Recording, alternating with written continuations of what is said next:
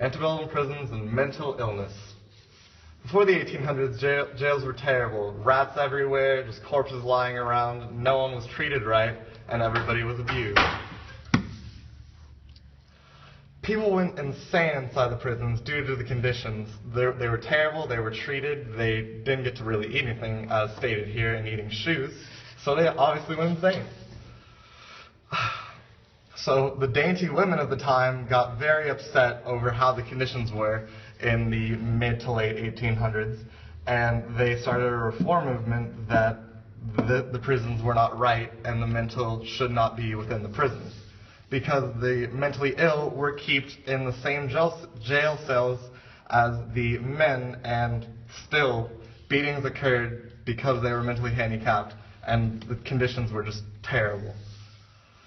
Dorothea Dix and other women start reform, and they have to change this because they feel so strongly that this is something wrong and it should not be happening.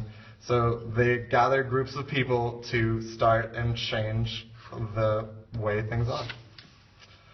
The reform movement leads to states improving prisons and hospitals, like a bright, shiny new hospital, new jail. Jail's still not a good place to go, but hospital's a lot more clean and better to go to.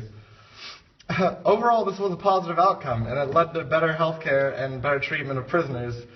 He probably won't be that happy, though, because he's still in jail. It also led to the idea of equality within schools, which, for people to have a proper education in society and prove that people are equal and should be treated as themselves, as an individual, not as a group or a type of animal.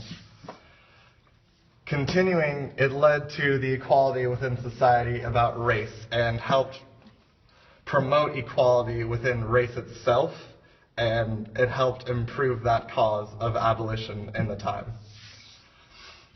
The workers' suffrage led to the ideas of better systems of handling issues.